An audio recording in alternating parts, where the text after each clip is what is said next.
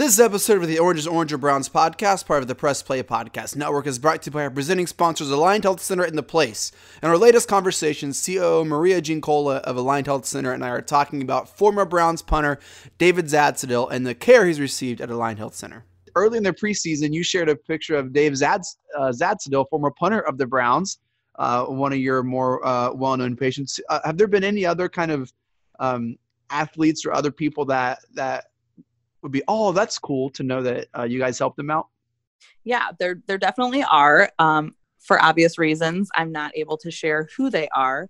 I will let you know that we do treat professional Cleveland athletes. We do them in our quote unquote VIP hours, meaning when our other patients are not there based on, of course, their request, for people not knowing that. But professional athletes and, corporate athletes, as we call it, which is usually, the everyday person that we're talking to, they all need this. They all need this spinal care. But when you look at the professional athletes here, they go through a very short period of time in their life, in their career, where they make the majority of their income. And they train hard, they work hard, they play hard, and their body really takes a lot harder of a time than, the average person. And these athletes, they come to us because they know what we do can help. They know that if they're in proper spinal structure, that they're going to perform better. Mm-hmm. Unfortunately, we haven't quite broken all the way into the Cleveland Browns yet to get everybody on board for this, but maybe one day, maybe the right person will hear it. But yeah, we do have some pretty cool athletes that are patients of ours. And then, we've got some too that you'll see they post about us all the time on social media. A good friend of mine, Felix Wright, and, a longtime patient of Align, plays on the Align Health Center basketball team, actually, came in with, he's hanging up on our wall, and, you'll see him on our website. He came in with, it's a pretty bad spine, and a lot of pain, chronic pain his entire life because of the career, because of the, fantastic athlete that he was. And, it just destroyed his body, and nobody was ever able to help him. But he'll shout from the rooftops that Align Health Center was the first place that got him out of pain and has kept him out of pain. Yeah. Well, if you're wanting to get the Browns to hear about you guys, you've made a great decision in being with us this season, Maria. We're the premier Browns fan podcast. Thank you so much for your time this season. This has been incredible. It's been great to get to know you and a little more intimately at Align Health Center. Thank you so much, and we hope to come up and see you soon. Absolutely. Thank you. Yep. You can listen to an interview with David Zadsadil over at Next Man Up with Kenny Rhoda and Dennis Maniloff, part of the Press Play Podcast Network, if you want to hear more about his time in the NFL and his thoughts on the future of the Browns. To get in touch with the Aligned Health Center, call 440-230-6865 or visit them online at alignedhealthcenters.com. This episode is also brought to you by our other presenting sponsor, The Place. The Place is the place for all of your hot tub, spa, fireplace, and outdoor grill needs. The Place has been in business for 52 years, all family owned and operated. The Place is a full-service fireplace and spa superstore. They have a newly renovated 16,000 square foot showroom with over 40 live burning fireplaces and 40 hot tubs and swim spas on display. They've been voted North America's #1 service center by Coast Spas 2 of the last 4 years. Their continued follow-up and product service sets them apart from their competitors. The Place is not happy and satisfied until you are happy and satisfied. Visit The Place on 2377 Medina Road today to transform your backyard into the backyard of your dreams. When you think of fireplaces, hot tubs, grills, and patios, think The Place. This was not a fun episode to record. Jeremy and I are not in a good headspace. Maybe one of the worst we've been in. Super depressed, super negative, super frustrated. I'm still upset 18 hours later. Something needs to be done. A head needs to roll, and I'm afraid Munkin may be the odd man out here. I don't know what's going on. I don't know what is going to happen. We'll see. Maybe nothing will happen. But I just can't imagine the Browns coming back to Cleveland here in a couple weeks with the same team and coaching. Something has to happen. In this episode, Jeremy and I recap the Browns' loss to the Patriots. Jeremy gives us 5 hot minutes presented by Online Motor Credit. We look at silver linings and pass out game balls. We realize there are a little more silver linings than we think once again, but it's just we got Denver to turn it around and get a win, get a get something in the win column in the past 3 weeks. It's been over 4 weeks since we've had a win, dating back to before the bye. We've been in all of these games. We should have beat Seattle. We really, if we played mistake-free, probably would have had a really competitive game against the Patriots. Jim Donovan, take us away. 45-40, run, William, run! He's got blockers in front, 5, touchdown! Joshua Cribbs! Snap back, ball down, can't block! They blocked the kick! This is the Oranges, Orange or Browns podcast, part of the Press Play Podcast Network. I'm your host, Chase Smith, and with me, as always, Browns insider Jeremy Powell. Jeremy, fresh off a 27-13 loss to the Pats. You ready? You ready to do this? Oh, yeah. Can't wait. Let's get things started. My favorite thing, Chase, can we start with OBJ giving the goat skin shoes to Brady right in front of Baker? Have you seen that picture yet? Yeah, man. Baker giving the Oh, side my eye. gosh. You can't make that up, right? Nope. Too much. Nope. All right, here we go. 5 hot minutes with Jeremy Powell, presented by our good friends at Online Motor Credit. Jeremy, go. You know what, honestly, Chase, if I'm going to be really honest with you, I feel like I'm stuck in a bad dream and I can't wake up. It's like every single year. You know, how much did we talk about before this year about how excited we were the Browns are going to be good because maybe we could save this next generation of fans? Because in reality, the Browns have lost a generation of fans, as we've talked about, from being bad for literally 20 years, and these fans have all went elsewhere. So tonight I'm sitting on the couch, and I kid you not, I'm taking Hunter, my son, and his buddy to the Dolphins game in a few weeks. And they're really excited about it. But Hunter says to me tonight, he goes, "Dad, should we wear trash bags on our head at the game?" I'm like, "What do you mean? You think it's going to rain?" He goes, "No." He's like, "I heard when teams are trash, you wear trash bags on your head at the game." And I'm like, oh, man. A, that's pretty savvy of him to come up with. But B, it hit you like a ton of bricks. Because one of the big things I wanted out of this season was the Browns to start to reclaim some of these young fans that are leaving. You know, and my son included. I want to be able to I go to all the games. Like I've told you, I don't want to have to stop going to the games. I want my son to love the team like I do, and we can do this together as a father-son and then daughter-son activity with my kids. And my kids now are, in on the joke. And it's just a horrible, horrible thing to me. It's like, when is this ever going to end? Why? This was supposed to be the year. The talent is there. We thought the coaching was there. We had John Dorsey running the organization. We thought the organization had turned around. And where are we at now? We're 2-5. We've been blown out 3 times. We are undisciplined. We had a bye week. We thought over the bye week maybe at least they could come out and line up right. Instead, we get 13 penalties, false start penalties again, misalignment penalties again, illegal motion penalties again, the kind of stuff that disciplined teams don't have happen this far into the season, okay? The excuses are over. There's no more excuses. You are a professional football team, professional athletes, professional coaches that are all making a lot of money. To have multiple games of over, double-digit penalties, I think it's the 3rd game of double-digit penalties, is crazy. It's ludicrous. And like we talked about, you had all these weeks of self-assessment. Freddie's been telling us it's turned into a broken record. Freddie saying we had a great week of practice is turning into the Hugh, I got to look at the tape. Okay, we're all sick of hearing it. I don't want to hear about your damn practice. At this point, I'm not even sure if Fred Kitchens knows what a good practice looks like. Everybody's sick of hearing it. We're sick of the excuses. We just want you to fix it. We want to see it on the field. I don't want to hear about it anymore, Freddie. I want these penalties fixed. Yeah, we had some, breaks, Chubb fumbling, who's only fumbled 1 time in 300 carries, fumbling twice in the first 2 series. That's a tough break. The second one, he's trying to make a play. He's 50 yards downfield. Okay, we're going to cut Chubb some slack because he's the best player on the team. But the stupid mistakes, the penalties, they can't happen anymore. It cannot happen. I'm to the point right now, Chase, that if we lose next week, apathy will have completely set in, and I'm going to start looking for mock drafts. I'm dead serious. At 2-6, that's it. It's over.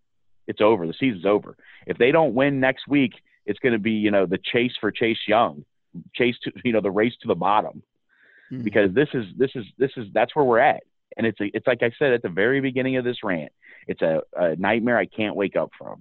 I'm sick of it, dude. I'm sick of it all. I'm sick of wasting my money and my Sundays on a team that doesn't seem to ever improve. That's what I got, Chase. Jay, and this is just, man, honestly, it's just really sad, man. Hearing, I know you so looked forward to having these memories, creating these memories, and creating this expectation and excitement with your son, and being let down like this. Like we see all the time that it's just a game, but for so many of us, it's more than just a game, right? It's a time that we get to bond with our families or share these memories with our parents. Maybe our parents have passed, our grandparents have passed, or maybe we're trying to pass this on to our kids or someone else, and to see this product on the field year after year, game after game, after so many broken promises and so much hope that is just empty. It is super sad and deflating, and it's more than a game for some of us, right? It is. I mean, it is, and it's just super sad. And I mean, you know what? Let me explain this something, Chase. People say, "Oh, it's just a game." Well, you know what? Everything that you put your time and your energy into is a piece of your life, right? And we have only so many pieces that we put together in the puzzle that is our life, right? We have only so many of those moments and times to do. So if you're someone and this is what you love, this is a part of your puzzle of life. So it's a piece of your life that you can't get back. You know what I mean? Yeah. And I love it, and I still love it, and I'll always be here because I'm a loyal guy. I'm always going to be a Browns fan. But I just fear the thing that kills me is that what we talk about, that we're going to lose my kid.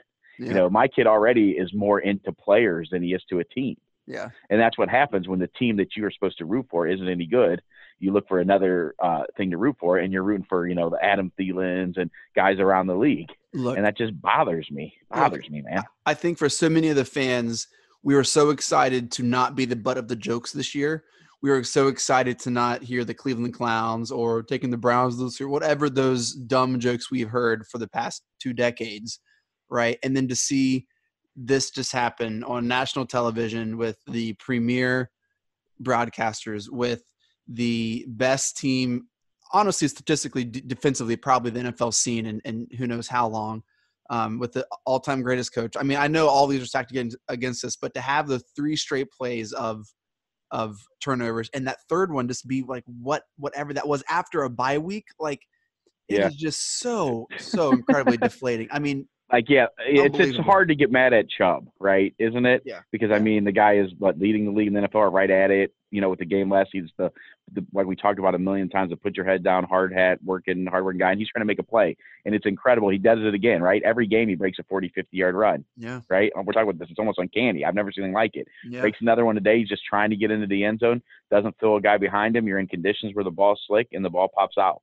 And you saw the look of devastation on his face. Yeah, he didn't even try to fight for it. He left. He was just gone. He got a foot cause a fumble, his first fumble. Like, what on earth? Kush kicked the ball out of his hand. Was it Kush? I believe it was Kush. Kush gets buried and kicks the ball out of his hands. Either Kush or Petonio, but I think it was Kush. We talked about this before the show. Ball was fine. So you can't blame Freddie for a flailed foot. You can't blame Freddie for the dropped catches, interceptions that have been 7 or whatever. But ultimately, Jay, like, it all has to go to someone, and to have 13 penalties after a bye, to be the most penalized team and that not be addressed.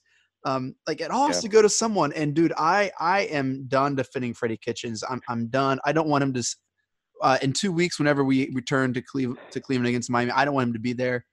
They got to figure something out. I don't care. Special teams coach, what I don't care. I don't want Freddie controlling any more of these teams, man. I really don't. If there's anybody that deserves it, it's Mike Prefer.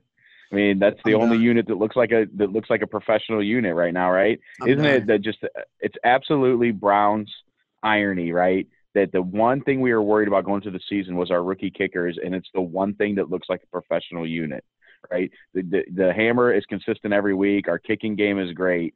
It's so Cleveland, right? We're expecting the team to be great, and we might have some problems on special teams. Our special teams are great, and the rest of the team is disjointed and a mess. And Chase, they got and you know what? And I think I've used this line on the show before. Remember the Bill Parcells line? You are what your record says you are. Yeah. Well, we're a 2-5 team. That's what we are. Yeah. We've been rolled 3 times. We had 3. What if we had 2 losses? I believe in the first 5 losses that were worse score spread wise than any of Hugh Jackson's losses, and all the the 3 and 35 and all that. Easy. It's true though. Isn't that amazing? Hey, we've been blown out 2 times worse than Hugh Jackson was ever blown out. Could the season think about that. started any worse, Jay? I mean, could we be in any worse spot? No. You know what's funny is I did have that very little bit of hesitation, if you remember, before the season started, because it was so tough the first 7, 8 games, and that worried me. I just wish we could have eased into it with a couple of those Bengals games, flop towards the front in Miami, Buffalo. Yeah. But the reason the schedule was the way it was is because we were the hot story, and they wanted to get us on national TV early. And so that's why our schedule was such front-loaded with tough games, because those were games and that put us in a tough spot. But it is what it is. Good teams at least split with the other good teams, and we're just not a good team right now. It really is unbelievable. I never expected the season to be like this right now. I mean, it seems lost. Do you want to guess the play where I was out on Kitchens today? There was a certain moment where I was done. Do you want to try to guess what that was? When he had the person purposely commit a penalty on 4th and 11 to make it 4th and 16 so he could take the punt unit off the field and go for it. That's as bush league as it gets. That's stupid. Yeah. It's not even – it's ignorant. Have you ever heard – that's 2 things this year that Freddie Kitchens has done that me, a football lifer, a guy that's coached or played or been around football my entire life, I have never seen anyone run the ball on 4th and 11 or 4th and 10. And I've never seen anybody purposely cause a penalty to go from 4th and 11 to 4th and 16 to go for it deep in your own territory. I mean, the absolute incredible stupidity, if that story's true, and it actually was confirmed by Zagura, right? Zagura confirmed it, so it's true. Yeah. Zagura confirmed that story, so that's true. That is sickening. John Dorsey, what are you doing? We've given John Dorsey a pass on this, but you know what? I thought about something tonight. One guy decided to hire a guy who's been a position coach lifer, and that guy seems to be getting a pass here, and that guy's John Dorsey. And I know we all love John Dorsey, but John Dorsey is the guy who put Freddie Kitchen into the job he wasn't ready for ultimately. Yeah. Whenever that hire happened, we talked about Baker's influence on that hire. And I am really wondering if Baker was just in over his head with all of this. I mean, I know we had a phenomenal rookie season, and we all kind of hook, line, and sinker bought into that. We'll talk about Baker here in a little bit. Because I don't think he played terribly today. But even he had some words in his post-game presser, Jay. I mean, he was like, all right, this undisciplined, like it's been a cause and a concern. Yeah. The accountability. I think he said something about, we're not taking accountability for our actions. Guys aren't. And I'm sure that there's probably a specific person that's directed towards, I think. So we'll have to see. Well, that was 5 hot minutes with Jeremy Powell, presented by our good friends at Online Motor Credit. Online Motor Credit is a family-owned and operated business, the area's first zero-interest in-house financing. They offer zero-interest in-house financing because they understand life happens. Whether your car breaks down, your AC goes out, your furnace breaks, your fridge breaks, all that happens at once. They understand life happens. Providing good cars to good people at great prices is their motto. They also provide a full-service garage with certified techs on hand every single day, from brakes, tune-ups, and suspension work to air conditioning service. Online Motor Credit also gives good work at great prices. Located in Ravenna, Ohio, this NFL season, make Online Motor Credit your first down stop in car shopping. Visit their website at onlinemotorcars.net. Use promo code ORANGE19 at checkout to receive 10% off a brake job or any service work. Also, mentioning ORANGE19 during the purchase of a car receives a free oil change for a year.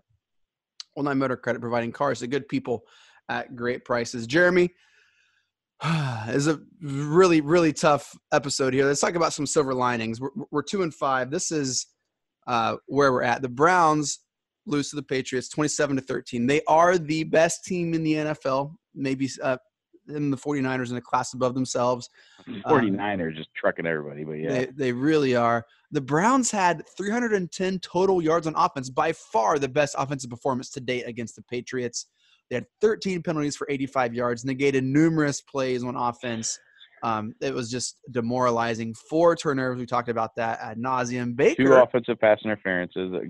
Got 50 yards worth of catches called back. Yeah, Baker, 20 of 31, 150 yards, 1 touchdown, 1 pick, which was that weird shovel pass. Baker played pretty well. Jay, do you agree? Yeah, he didn't play bad. I mean, for what they've been doing the other teams, and like we just talked about, the OPI on Higgins was another, 20, 30 yards. The OPI on Landry, it actually wasn't on Landry. It was the pick play, but it was weak. We challenged it, but you don't challenge offensive pass interference because they never pick it up. So, yeah, but I don't think Baker played horrible. He looked in command out there. It seemed like he had a fair amount of time to throw at times. So no, I'm not going to say he played terrible. He didn't do enough to win, but he didn't play terrible. I think he and Brady both had one interception dropped. Baker had one to Gilmore, I believe. Yeah. Denzel Ward dropped the a end pick, which zone. would have taken points off the board. And that's actually when it was still raining hard, though. Remember, at the beginning of the game, it was really coming down, and he's a DB. That's a tough. I mean, it's a play you got to make. It's a play good teams make, but it wasn't like a gimme play as it would have been, in good weather. Chubb, 22 rushes, 159 yards. I mean, just no, absolutely. it was 130. Oh, yeah, because Baker had that run. That's right. Yeah, and I got the 130 for Chubb. Still running incredibly well against a great run defense. And Romo kept bringing it up. It's like he never was positive every play. I mean, he's tearing through them. The guys, he's special. That's a silver lining. Minus the fumbles. I know it really irritated people horribly, the fumbles. But like we said, now it's 330 career carries. He has 3 fumbles now. Yes, they're inopportune. Yes, it's horrible, but he was trying to make a play. The first one, I mean, it was kicked. I mean, have you ever seen anything like that? A lineman get pancake and kick the ball out of a running back's hands? No. Only in Cleveland right there, baby. Never seen anything like it. So if you were talking about silver linings, you absolutely have to talk about Nick Chubb. I believe now he's the leading rusher. Are very close. So just unbelievable. He's averaging, I looked it up earlier, 5.2 yards a carry. Yeah. He's now on pace for 1,650 yards. It's amazing. Just bananas. We limited the Patriots to 79 yards rushing. And really they had 318 total yards of offense. So, and Romo kept pointing us out, we controlled the line of scrimmage. We honestly, we played with them. And that sounds weird to say, but we really did. And what's funny is nobody ever talks about this because you only equate an offensive line now in the NFL, the modern NFL, with pass blocking, but we're averaging over 5 yards a carry. So obviously our offensive line is a good run blocking offensive line. They have to be. You would not be able to run for over 5 yards a carry if your offensive line was not good. So I guess at least run blocking wise. And, Chase, let me tell you this. I was thinking about this a little bit ago before I forget this one. If I would have told you these 2 things, and this is it, about the season, that through 7 games, Myles Garrett would be on pace for over 20 sacks and Nick Chubb would be on pace for over 1,600 yards rushing, what would you say our record would be right now? Not 2-5. Yeah, absolutely. If that's all I told you about the season or those 2 things, you'd probably be like ready to have a party, right? Oh my gosh, Myles Garrett's on pace for 20 plus sacks. Are you kidding me? Yeah. Nick Chubb's on pace for 1,600 plus yards. We're 5-2 and sitting in first place. Well, here's I think the silver lining to that, Jay. I think that isolates the problem, and I think that's coaching. It's not our players. They're performing in spite of their leadership and their coaching. They really are. When you have that kind of production and you're still 2-5, that isolates the problem right there, man. I mean, what else do you need? Yeah. Coach Belichick picks up win 300. Freddie Kitchens picks up loss number 5. Third coach ever with 300 plus wins. How ironic! It's almost like it's almost like they set this stuff up, right? He's playing the Browns, who he started with, who everybody ate and ran out of town. It's like poetic justice, right? That he gets his 300th win versus us. It's funny. It's funny too. Remember we talked about the stats. There was the stats when New England wins the turnover battle. They're like 73-2 since 2001. Yeah. So all the stuff that we said couldn't happen for us to win happened in the first 3 minutes of the game. Tom Brady. Unbelievable. They kept showing this stat on CBS. Tom Brady has a over 100 game victory differential at home. Did you see that? Unbelievable. Yeah, unbelievable. What did they show me? Was it 720 some games that those 2 have played together? Yes. That Belichick, unbelievable. Yeah. It's just in the modern NFL. And that's another thing. What is Tom Brady? 42 now, right? Sure. What's the play till he's 45? He's 42 now. Does he look 42? Really? Yeah. Honestly, I mean, he still moves around the pocket really well. Yeah. It's incredible to me. I want what he's getting, man. TB12, bro. TB12. Get on that junk, man.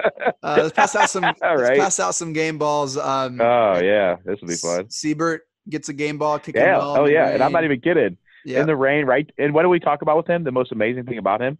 Every kick is right down the middle. Dude, he is on point, man.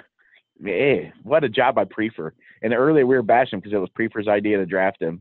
Draft him in the 5th round. We all clowned him. all this stuff. He got on that And now TB12, man. Siebert's on that He must TB12, bro. I guess, but he is that good. I mean, it's right down the middle. And Very then the good. Scottish Hammer, even Romo's coming. They did the drop kick onside kick. Remember, Yes. when they tried to do the onside kick? Yeah. We actually should have got it. We actually should have got it. Should have got it. It was an I incredible. don't know who it was on the side. The perfect kick, right to where it needed to be. Should have got that. He had a great punt. I mean, there was one time in the middle of the rain, he punted it about 58 yards. He had another one that was 48 yards with 0 return, like usual. Yeah. Both our kickers, I'm going to give game balls to, as stupid as that sounds, but I really am. And I'm still going to give a game ball to Nick Chubb. I don't really care. I know he had the fumbles. One of them trying to make a big play. One of them get kicked out by his own offensive lineman, 130 yards, shredded the best defense in the league. Yeah. Again, it's an every week thing now with Nick Chubb. And I read this from Zach Jackson. I think he's right. He's like, if the Browns can somehow win next week, he thinks the game plan going forward will be forcing teams to tackle two of the best backs in the league over and over and over again. And it better be, and it should be. Imagine when it gets cold, we're late November, early December. You think when Miami comes to town on November 24th, they're going to tackle Chubb and Hunt over and over and over again? That could be our, So if we could somehow salvage a win next week, if Freddie will do it, we always talk about it's not his DNA to run first. We could have something going the rest of the season, so let's not get ahead of ourselves. I know we're in game ball segment, but yeah, who I'm not giving a game ball to? Freddie Kitchens. I did it a couple times. No, me neither. He's not getting. Can we do a reverse segment where we take a game ball from somebody? Gosh. Can we take Freddie's game ball? Oh my gosh, Freddie. Jeremy, is he the worst coach the Browns have ever had? Well, we can't say that yet. I mean, I'll tell you. Ask me that question again in January, and I'll give you that make answer. It through the season? If it would take something catastrophic like a loss to the Bengals or the Dolphins, if you lose to one of the worst teams in the league, then I think I think Jimmy Haslam would pull the trigger.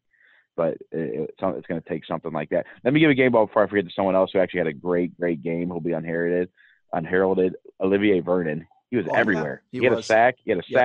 I mean, if you watch him in the running game, he was great in the running game today. He was everywhere. I said something early in the game. I was like, it's a shame we got down early because the Patriots can't tackle Chubb and they can't block Vernon. Yeah. And both of those things.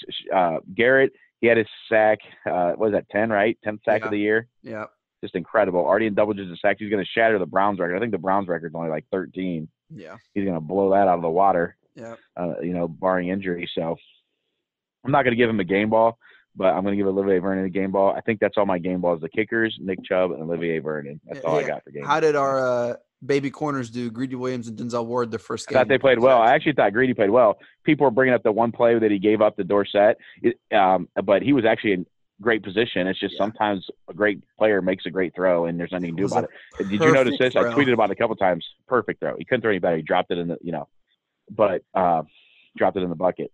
But Greedy, one thing I've been really impressed with Greedy, if you really watch the game today, he's helping. I mean, he physical. Is laying out and drilling people. Remember, that was the only knock on him. Yep. Everybody said the only reason he was not a top 10 pick was because he wasn't physical. Well, this dude is physical. And he's got an edge to him, too. He was pissed off on Twitter. He ended up deleting the tweets, but he was pissed off on Twitter after the game. And I like that. I want a guy with some edge. I don't want these guys there after the games. Oh, well, let's trade our jerseys and go eat caviar. Yeah. I want a dude who's mad after the game. I want a guy that's as mad as me after the game. I want a guy that's invested in it, man. Yeah. So. John Dorsey, if you want a game ball, make a move, get rid of Kitchens, and I will give you a game ball retroactively if you do that, man. That's what you got to do, man. I would, seriously, I know people I'm going to take some heat for this, but if they're going to do it, we talked about it. Mike Prefer. I mean, he reminds me of John Harbaugh. Kind of, comes off intelligent, knows what he's doing.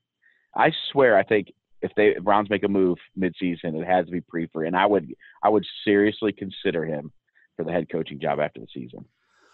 Want to give shouts to our presenting sponsors, Aligned Health Center in the Place. Aligned Health Center is Northern Ohio's first chiropractic biophysics clinic. Their mission is simple: to help people in the Westlake and Beechwood areas achieve the best possible health and overall wellness. Also, shouts to the Place. The Place is a full-service fireplace and spa superstore. They've been in business for 52 years, all family-owned and operated, transforming your backyard to the backyard of your dreams. When you think of fireplaces, hot tubs, grills, and patios, think the Place. Also, shouts to Online Motor Credit for sponsoring our 5 Hot Minutes segment. Jeremy, any final thoughts, brother? No, man, but it's down to this, man. If we don't win this week, really, it's time to start watching the draft, because there's no way that if we fall to 2-6 we're going to win every single game and make the playoffs. I'm sorry. There'll be a slip up somewhere along the way. So this week they need to fix something. I don't think either of us are feeling really great about Freddie Kitchen being able to do that, but I'll give him one more week, and that's it. And I'll be driving the Fire Freddie train after this week. It's 1 week longer than me, man. I'm ready to get him out of there. Sorry, buddy. Yeah, no, you're. Yes, sir. All right, man. Well, hey, we'll talk this week about the Denver preview.